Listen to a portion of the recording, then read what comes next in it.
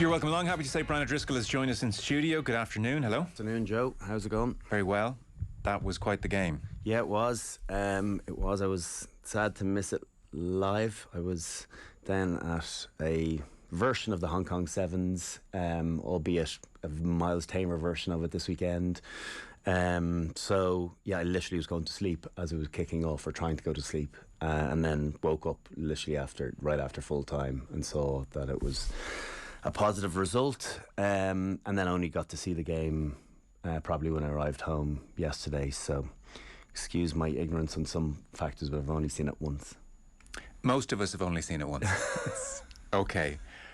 This wasn't quite Pretoria 09 physicality, but it was full-blooded. Oh, it was. Yeah, it was not for the faint-hearted. Yeah. It was throwback to that, really, to everything we love about the gladiatorial nature of rugby.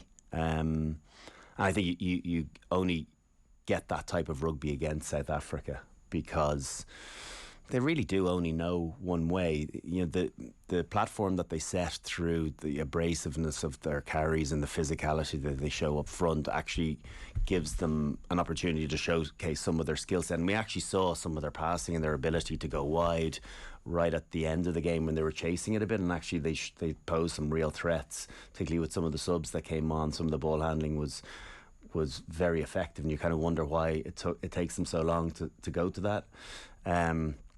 But for large parts, Ireland had the answers to their physicality through the pods and through the huge runners. And you have to remember, and sometimes you can't fully appreciate it on TV, is the sheer size of these men. Etzebeth, Steph de Toy, Mossart, Lou Dieger. These are gigantic humans. Yes.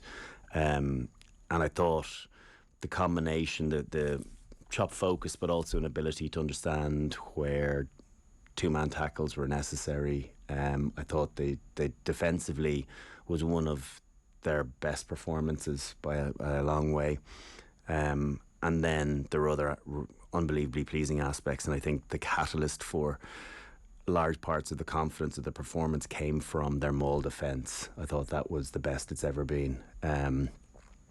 South Africa, that's what they go to. That's their weapon. They back themselves. They've got a really good line out. They win their ball most of the time. They get the set, and just the sheer force and size of their eight against even the best cohesive defensive mauls that usually crumble. And yes, Ireland were absolutely outstanding in that department. Because it was notable, Paul O'Connell was getting a few pats on the hand when maul defence was good in the coach's box. Was there anything visibly different about it? No, listen, this isn't. I'll be the first to say this isn't my area of expertise, but you could just tell the set. More often than not, they didn't challenge a lot of the time when the mauls down within our 22. If you put someone up and you don't get the ball and they set quickly, you're really in trouble. So it's about shot selection, first of all, identifying that they're going to win their line-out ball, letting them have it, and then setting yourself early. We got penalised very early on. James Ryan gave away a penalty for collapsing a maul. It was a good, correct refereeing decision. But other than that, it seemed as though they got them into a really good spot. Working together, pushed them towards the touch line, and then. I think it's a patience of stopping aside initially. Obviously, you've got two goes where the referee says that stopped once, and then it's about hanging in there and stopping any form of momentum. And referees want to speed the game up. They ultimately don't want stagnant ball. They don't want the ball not going anywhere. So that's why we're looking at speeding the game up, and that's why they've got those two opportunities. And it's very difficult to get it going after one go, and so it's just about patience and staying in the fight and committing bodies as well. So that usually means that you're somewhat vulnerable elsewhere, but you've got to stop the ball at source and then back your other defensive capabilities after that. So you mentioned there Ireland in defence handling the size, and size going back over the last couple of years at provincial level and international level has been the kryptonite. So that's a bit more than, well, let's just roll up our sleeves and try harder. You mentioned sort of the intellect behind stopping the size. So maybe give us some examples of that. 2-man tackles at the right time, all that stuff. Yeah, I think first of all is not committing bodies to rucks, of being clever around it. I think that's where we've got an edge over lots of teams on both sides of the ball, is our efficiency at the ruck, where there is a chance to identify where there's something for a Josh van der Vlier or someone to have a little poach. We saw Caelan Doris getting a turnover where they didn't put any number into a collapsed tackle, and so good access in to be able to steal it. We know Ty Byrne is one of the best in the world at it, so it's a real weapon of ours, and Irish teams in general. I think we're very effective at pilfering ball. But it's knowing when that opportunity arises, not having anyone lying on the ground. So tackler, second effort getting up to try and counter ruck or getting back into the defensive line to create extra numbers. The worst thing is to have a couple of bodies dead on the floor, because straight away you're going to have at least 2 in the backfield, and then it limits your numbers in the front line, and so that has a knock-on effect to the speed that you can get off because of the separation of the players. So all of these things are cumulatively add up to the overall line speed and effectiveness of a defensive line. Because I'm sure many of us watching that first 15 minutes where Ireland made in excess of 50 tackles were thinking, how sustainable is this? Yeah, I saw the stat, 46 tackles in 12 minutes. Yeah. That is like superhuman, and the knock-on effect is that's tired bodies later on, that you mightn't impact yourself in the first half an hour, but on top of them playing with the ball in hands, trying to create your own opportunities, that is so fatiguing, so energy sapping, that inevitably it costs you at some point, be it in the 70th or 75th minute. But that wasn't the case. And I wanted to ask you, because you've been out there at that extraordinary level, akin to a boxer punching himself out. In some respects, like who's it taking more out of when the usually the defensive team. Okay. Usually, I think it is harder to defend than it is to go forward, because sometimes the defensive, not that it's thankless, because there's an enjoyment to be had to it, but playing with ball in hand, I think we play rugby, most people play rugby to play with the attacking mindset rather than the defensive side of the games, and some people play 50-50 with both. But for the most part, if you took a poll across all professional rugby players, men and women, they would say that they prefer to play on the attacking side of the game. Even so there's a positivity that comes with that. Even those grunty one-off carries. Yeah, and listen, like in South Africa, that is their game. That's where, you look at Peter Steph Totoy, you look at Etzebeth, that is their bread and butter. Their ability to get advantage line and get teams on the back foot, and be it then you get someone a more positive angle around the corner to carry as a one-off runner again, or you screen them and go out the back and give your backs an opportunity to attack. So I wonder, like I thought they were kind of bit devoid of ideas, the South African backline. I think they're missing Am in a big way. I'm not surprised. Just saw the team against France today, that I'm not surprised Willie Leroux is back in at 15 and Colby's back into the wing. I thought Willie Leroux was very good when he came in as a second distributor, came into the centre an awful lot. And he might have even replaced Willemse, did he? As I'd have, I'm not even entirely Willemse sure. Stays is what I saw. Which is a surprise. Yeah, so I just thought that they did look incredibly one-dimensional, and the issue is with playing that power game, if you are that one-dimensional self, that if someone does have the answer to you, of course not many teams do have the answer to those South African might, but if you do have the answer to them, where do you go? And more often than not, it's just another version of that game that they play. They just try a little bit harder, and if you have the answers to it, well, it's very hard for them to create something. And would that give you great confidence now that Ireland, come September 2023, have the answer to that physicality? Listen, it great confidence. It gives me some confidence for sure, because you've done it once, and that we have been able to nullify them and stop them for the most part on the advantage line, and limit their opportunity of getting over the whitewash. And actually, the Etzebeth offload was a beautiful piece of skill. So sometimes it was a bit of an anomaly over the course of of the 80 minutes, that was just a piece of brilliance and creation of space for the winger.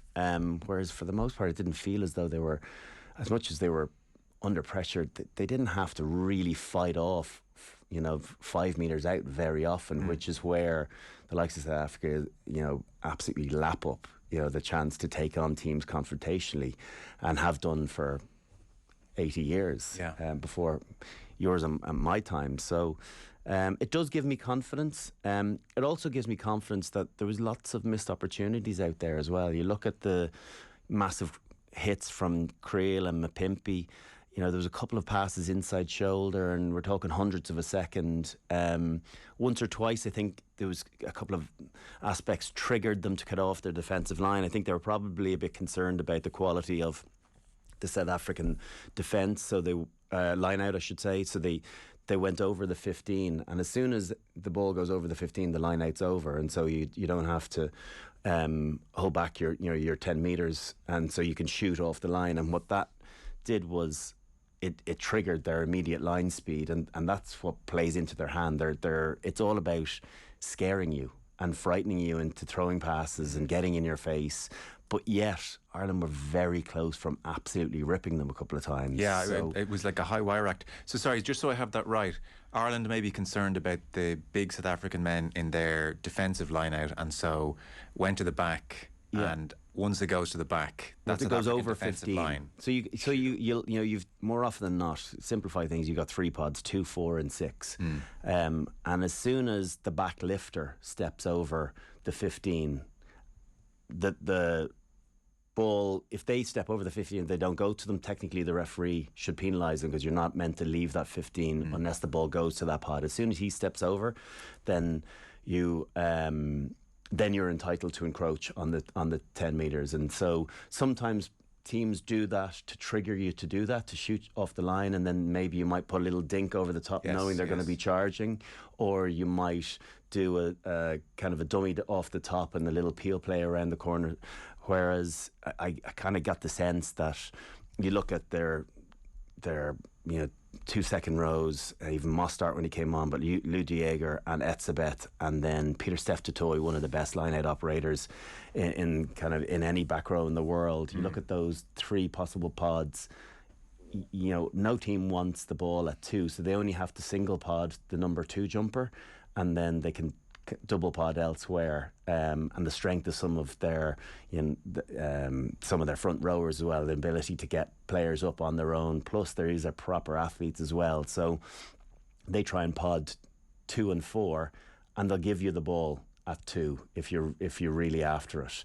They'll let you have that, because it's no good to you from either maul or from off the top, because you think about the distance the ball has to travel from the second from 2 right across to your 10, knowing that there's a good chance for your tail gunners, the 2 guys at the back of the line out, to shoot out on 10 as well. So in a backs world, you only want 4 and 6 ball, and so to get that 6 ball, it's a bit counterintuitive to go over the 15 to trigger that defensive line speed, but yet they still almost got them a couple of times, allowing them to do that. So if they can win the ball at 6 without stepping over the 15 and get it off the top, you get the best ball, and then you get a little bit more time and space to be able to suck them into defending the way they want to, frantically, but then pull that trigger pass that just was off a couple of times. There's another occasion that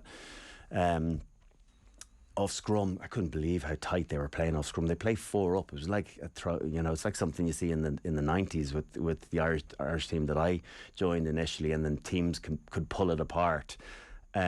Whereas they're playing 4 up and then they back their scramble. But if you can be really accurate with your passing and get it exactly where you want to. There was one time that Sexton got it back from a quick loop play, and then Hugo Keenan kind of on a bounce pass, just the ball was a bit high. If he's a little bit wider there, Ireland are gone and around the corner, and then they're on proper scramble. Yes. Well, it did feel on any number of occasions where Ireland were trying to get it out of the fringes that we were talking milliseconds. Yeah, it is, and that's listen. They're the margins that they work with as well. They've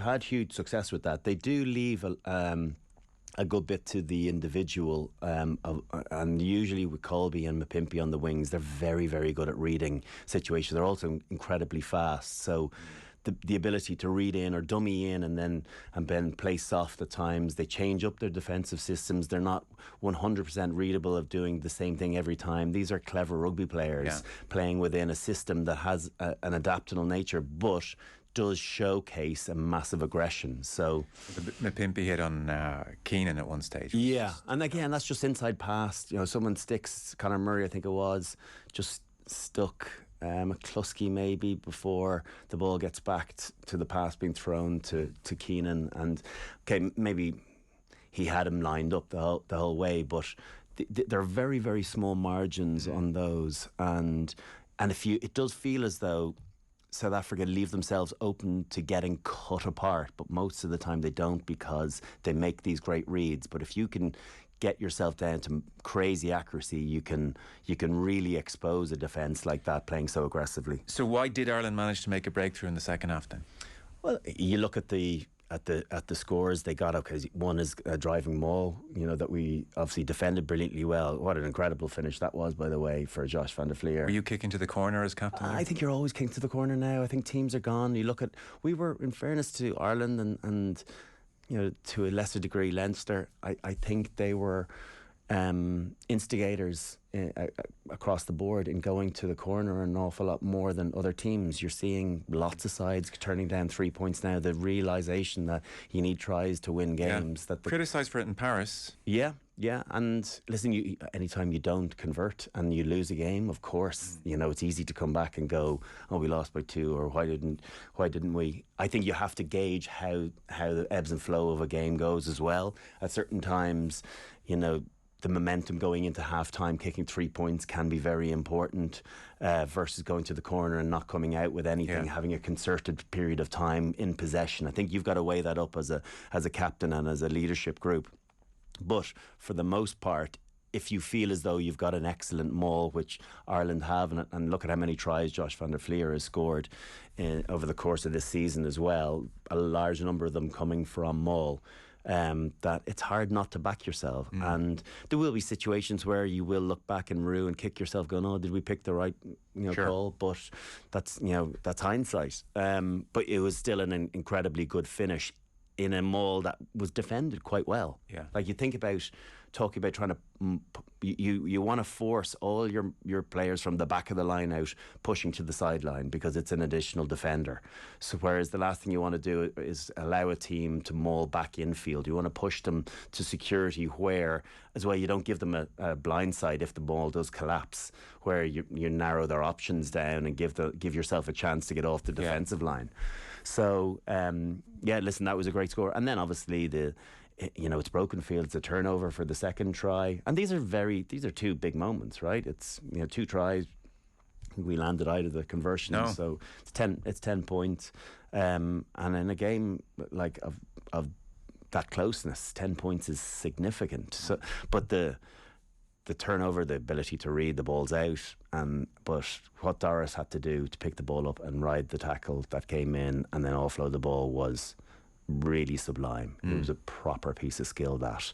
And then to keep it alive, and then the know-how of Gibson Park, get through the gap but not overplay his hand as well, and get the ball out to Byrne, who I don't know if his pass was actually destined for Hugo Keenan or whether it was for Jimmy O'Brien, but Keenan held on to it really well, and then Jimmy did a very, very good job in squaring up at the very end and sucking in the winger and giving Mac a run in. So it was a brilliantly well converted turnover try in broken field. A couple of reasons people are very enthused or encouraged by the win.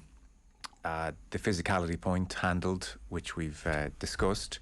Ireland didn't play their scintillating best rugby. It was a bit of a grind, which is a good way to win as well. And then thirdly, strength and depth was to the fore here. So Finlay Bealin played 40 minutes, and then, I'm sure you were watching what was going on at centre very closely. I have to say, and I wouldn't say I've been a critic of Stuart McCluskey. I thought that obviously provincially and European wise, very, very nice player, very effective for Ulster, but in his previous caps in big games for Ireland. I thought he'd looked one-dimensional. I think there's an extra aspect to his ball carrying in particular as he gets a little bit older. I think he's becoming an even better ball carrier. And there was one instance early on where Creel made that massive collision on, I'm going to say, Hugo Keenan. He popped it out, and McCluskey's last man.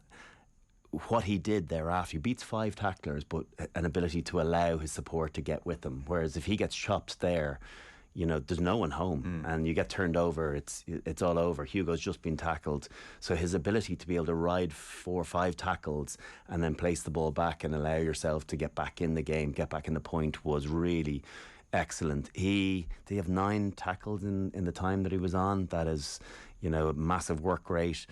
The one where Sexton got done for the high tackle on Dialende, which is pretty harsh when someone leads in with their head. Maybe they played into his hand because Johnny tackles high, you lead with your head, where is he going to hit other than around your head? But I thought it was really clever from McCluskey. He locked between his legs and didn't allow him get a knee to the ground. So there's just small aspects to McCluskey's game that I thought were very, very impressive. Defensively really good, work together with Gary Ringrose and Johnny, and it's a real pity for him that he didn't get a better run at it, because what I saw I really liked. Well, thankfully he's still in the squad for the Fiji game. It's not as serious as it first looked. So that's also brilliant and a nightmare all in the one. Like at training this week, if you haven't gone and broken your arm and you've gone off in a test match, you're going to get absolute dogs abuse from your teammates. The Lazarus calls all week when he comes out to training today. You're nearly praying for something more serious. Not really, but no, it's great news that he might be in contention. So we might get a look at him again, and then quite the 48 hours in Jimmy O'Brien's life. Yeah, like, and to go in at centre too, like, can't have imagined that he obviously was covering it, but not really. But not really. Yeah. And to know all the plays and know the lines, and obviously they've been in camp, and I'm sure they were probably running very similar patterns as a backline, launch plays, in both the A game and the South African game, albeit slightly different defensive systems. I don't know. I didn't get a chance to see the A game, unfortunately. But for him to come in and equip himself that well, defensively very good, made some, you know, held on to the ball once or twice when he could have thrown 50-50. It's just really clever, good strategic play, and a great debut. Yeah, it does feel like once Ringrose is in there, there's this like Rolls Royce intelligence. Even when he's not catching the eye, he's kind of catching the eye. Like he had a really, really good game. And listen, there'll always be a couple of numbers beside him of missed tackles and people, but it's what you can't put into context there is what his body position has looked like to stop the ball getting outside him, but yet he doesn't get a full shot on someone, but yet there's not line breaks that come from it. It's, you know, you can't just look at them in its entirety on pure stats. You have to understand it with a view to what the game does, or what the individual does to stop a greater threat out wide, and he does that. He's always been that guy. Has had a few misses, but there's more to it than meets the eye. The venomous nature of his hits, I think, has improved. Times them well, and I think his timing is excellent. He's a big enough guy, you know, and he's obviously 27, 28 now, so he's filled out, he's in the peak of his powers. But he's really, guys feel as though there's a nastier edge to him now, I think, and a real physicality that maybe he didn't possess previously, or he didn't get credit for. And I thought he was excellent. Besides his ball carrying, I thought just his defensive work of making big hits. It's almost a bit. I was watching over in Hong Kong on the scramble. Fiji are different than everyone else. On the scramble defence, looks as though they're right to be broken, and then they come in and end someone in a scramble tackle, and he has a little bit of that where it looks as though he's out of play or he's going to get exposed, and all of a sudden it's not just a scrag and dragging someone down, but actually a forceful hit that makes a big difference to the knock-on effect of how that ruck is recycled and what that ball player is able to do from a speed of presentation point of view. How did Robert Balakoon do? Yeah, like I felt for him a small bit, because some of the bread and butter stuff didn't quite play out. Like, you know, Etzebeth did really well once in the air, where he was catching a ball, and more so it was positive from Etzebeth's point of view rather than a drop pass.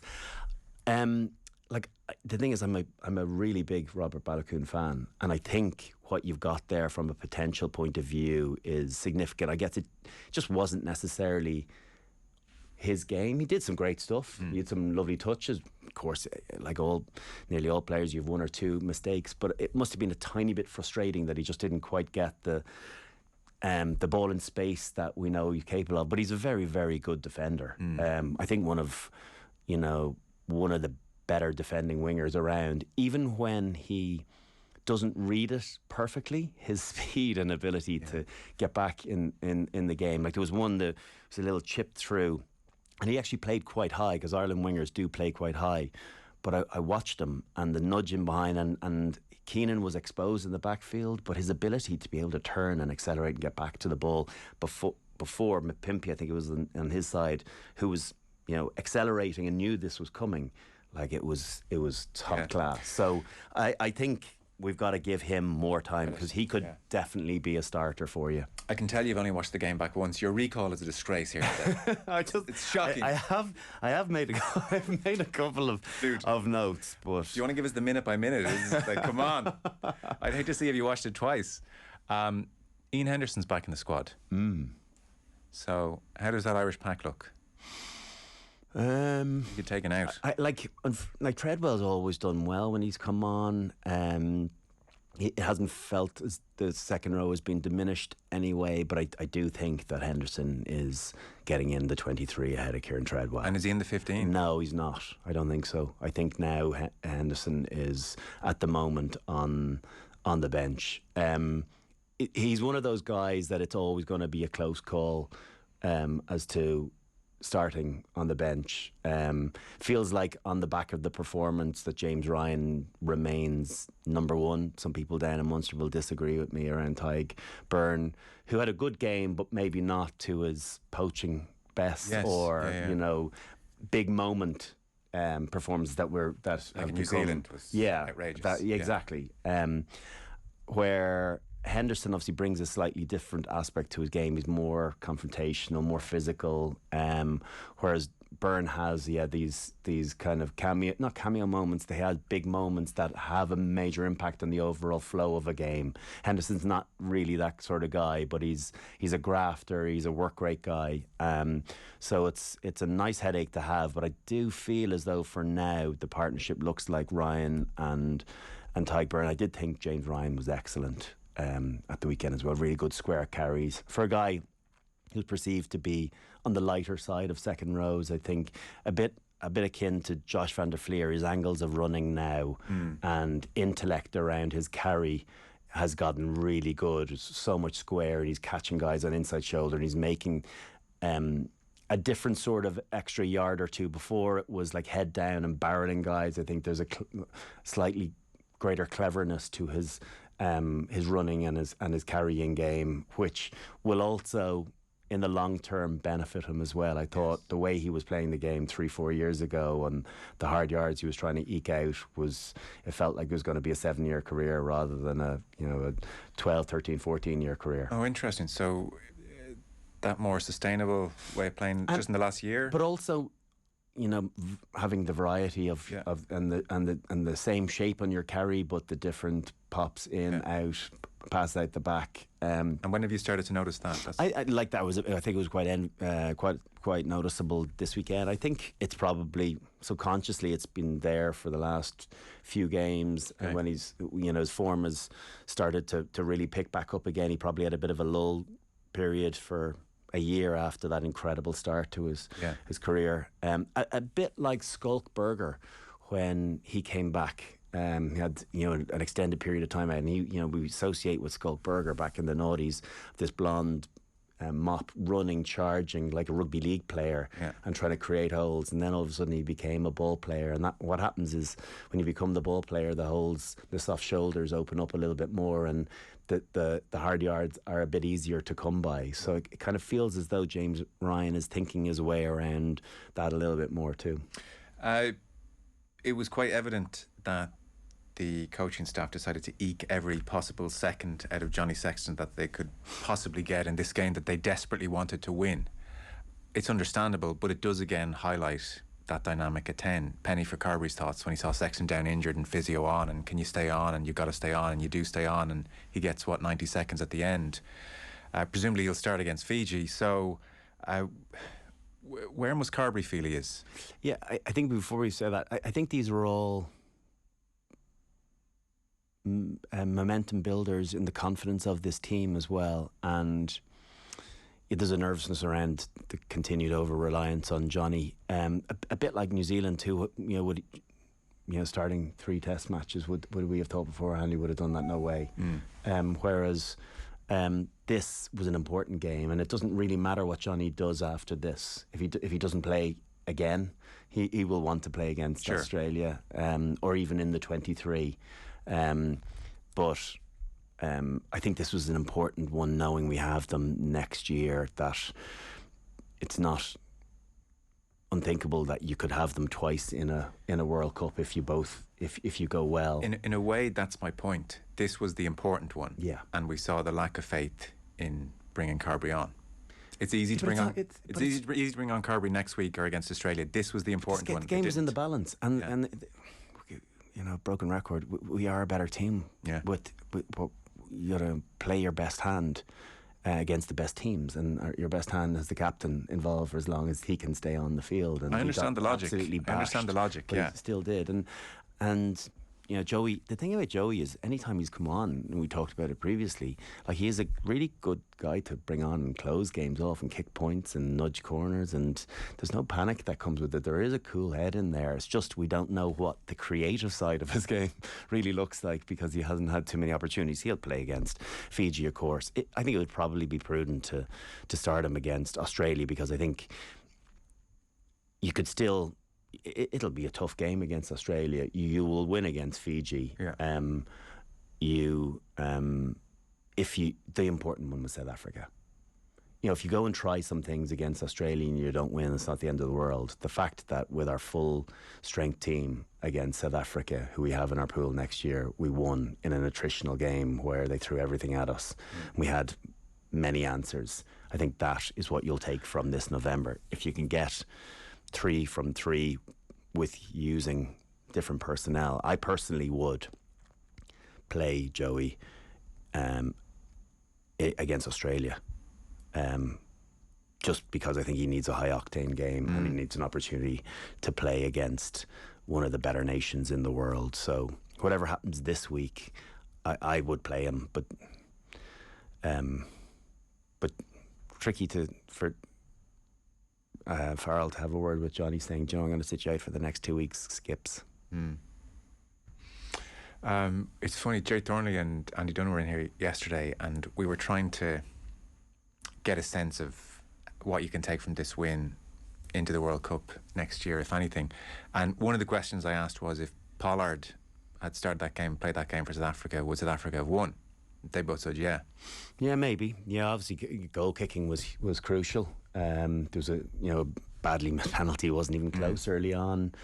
2 conversions. They felt general play as well. That team was made for a 10, like Pollard not. Yeah, I thought he's definitely way more of a controlling 10. He's a much better kicking game. Like, his kicking game, think about the strength of how good Am is in the air with Dielende and the 2 wingers as well. They're so when they do kind of run out of ideas, their kicking game is better than what we saw at the weekend.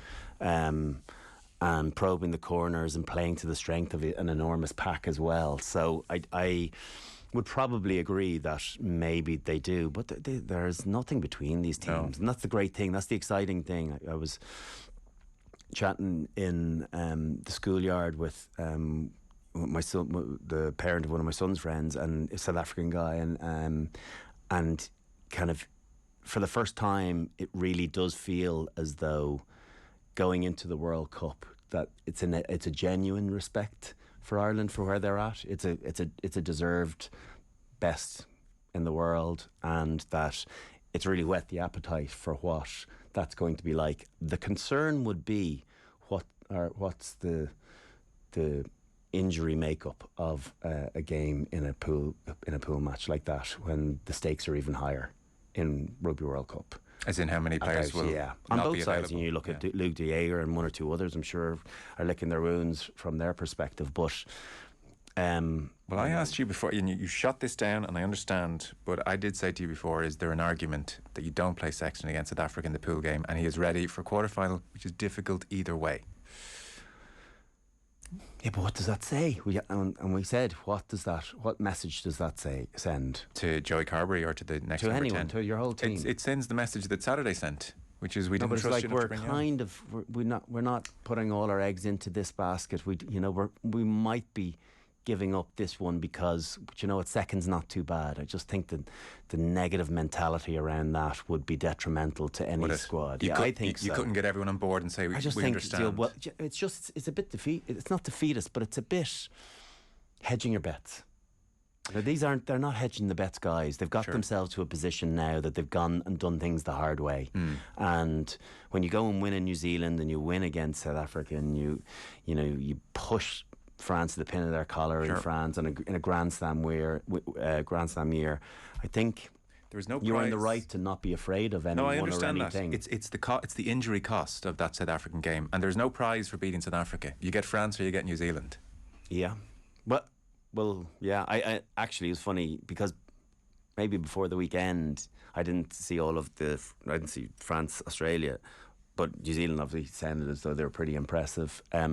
Before that, you probably would have thought you'd want New Zealand, but it's a toss of a coin, isn't it? France and New Zealand in the quarter-final. France at home, New Zealand in a World Cup. Yeah, there's no prize for beating South Africa. There isn't, but it's the message as well. Yeah, fair enough. The subconscious mental attitude towards your coach saying we're going to hold off and not play our best player because we've got a tough game next week in a World Cup. I just think that would have negative connotations. I will take your word for it.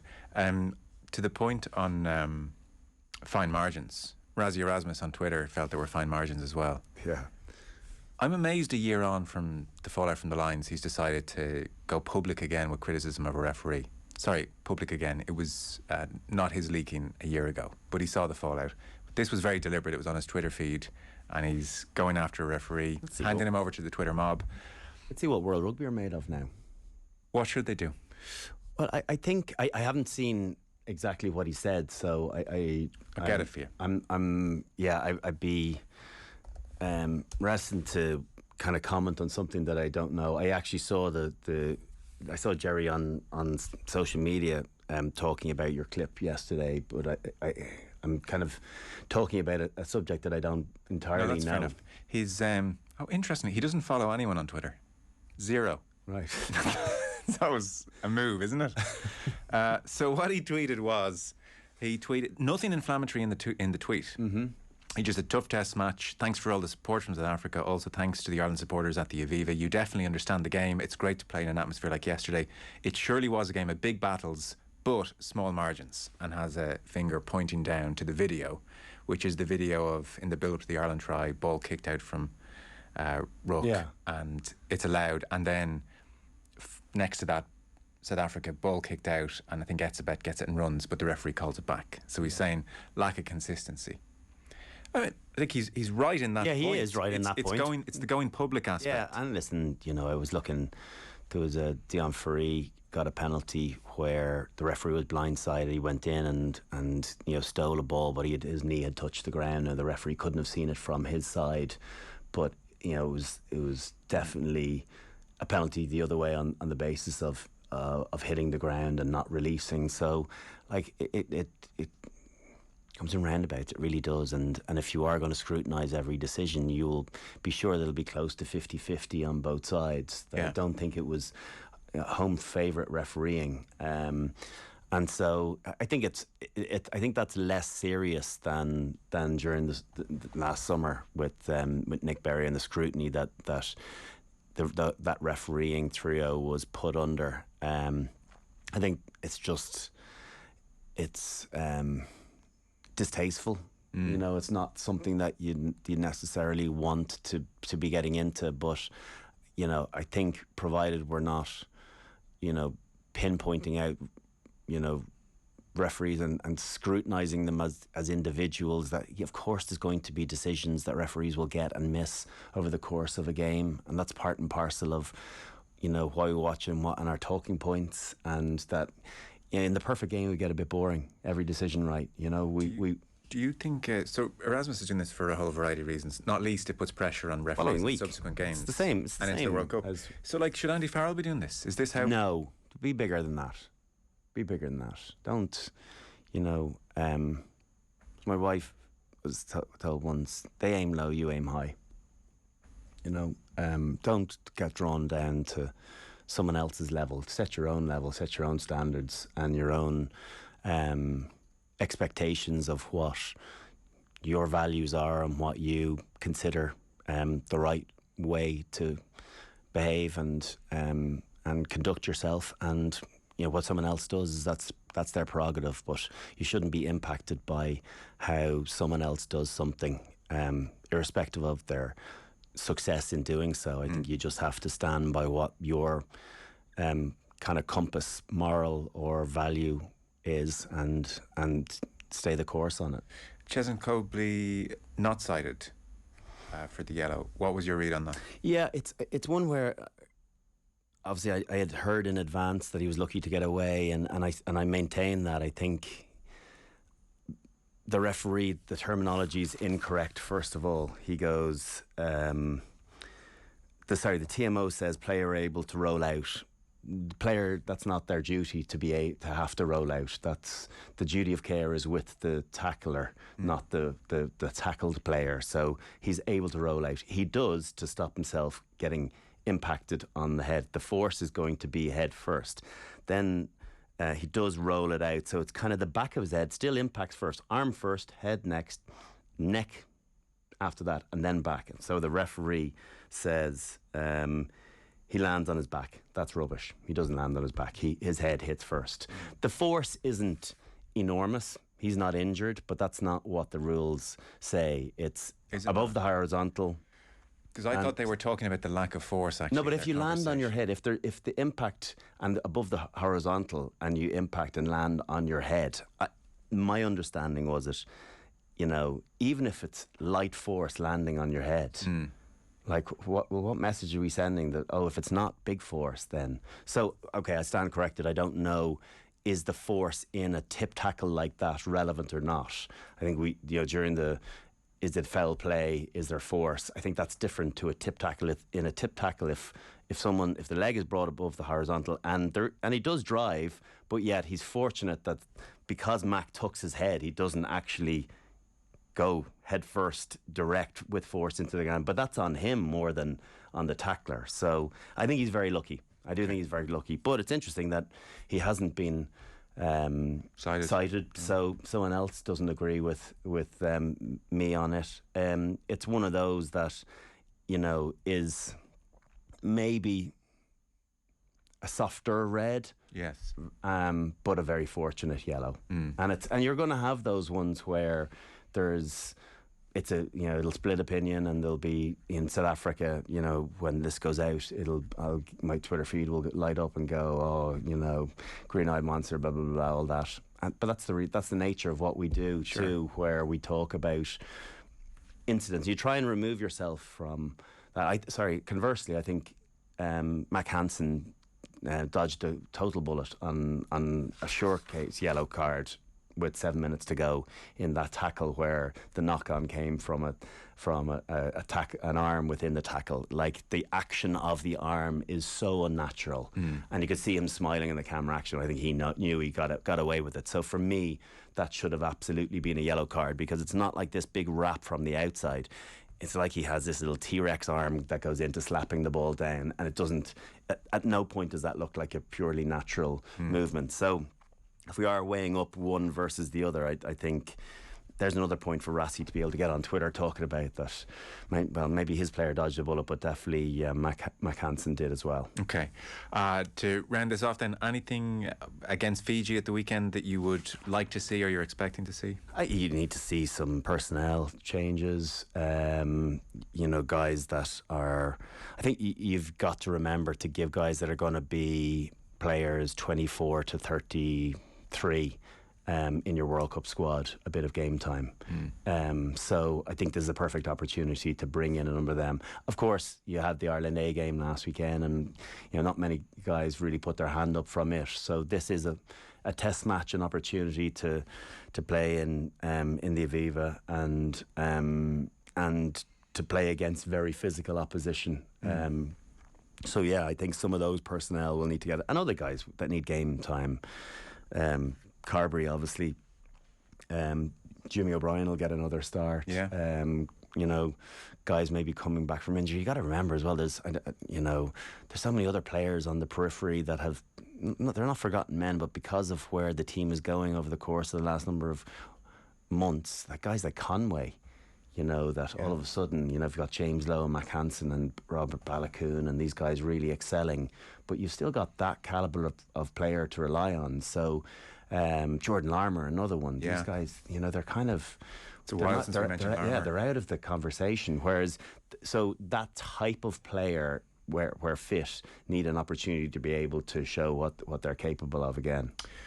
So final overarching thought, and I'm conscious there is a degree in this chair of nitpicking and trying to pick out what's wrong there and the Sexton thing, right? And you're trying to do that because otherwise we can't just sit here and say that was great. We're not cheerleaders here. We're here to actually try and be subjective in our opinion, even though we have an allegiance one way or another. You could still try and look at. They'll be annoyed that they left opportunities out there, that they didn't run the necessary lines to really take advantage of defensive mishaps here and there. I think that will be of annoyance. A couple of silly penalties given away unnecessarily.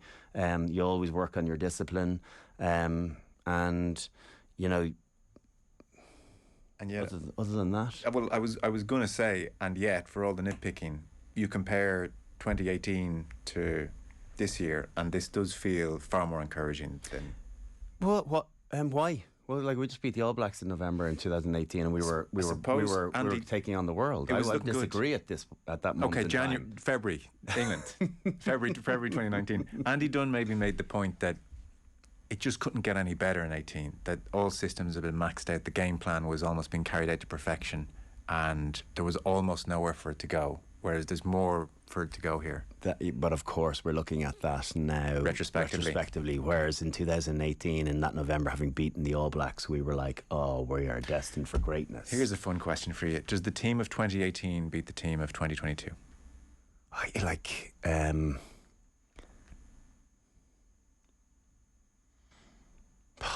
It's so hard because we've got two completely different game plans. It depends on the defensive setup of both teams, and I think the defensive setup of this team is better. So I would say on the grounds of that, because if you were a good defensive team against 2018 team, I think you could have their number, because you worked out that if you defended beyond 4 or 5 phases, the multi-phase was kind of non-existent. Whereas in this team, the defensive setup is very good, so they could have negated that. But also on top of that, what they can do in attack against any type and form of defence. Won't get it right the whole time, but if it's a softer defence, it plays into their hands.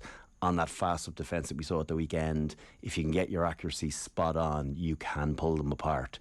You can come a cropper as well, as we saw a couple of times with some huge collisions, but the margin on either side of that success seems so tiny against those hard-pressing defences. So I think this team is a better team, but largely based on the attacking game plan, but also structurally in defence. I think they've got a better idea of what they're trying to achieve, and the personnel in there have way more confidence in kind of key positions. Okay, very interesting. Our rugby coverage and off the ball, with thanks to Vodafone, main sponsor of the Irish rugby team. We all belong to the team of us. Brian O'Driscoll, pleasure. Thank you. Cheers, Joe.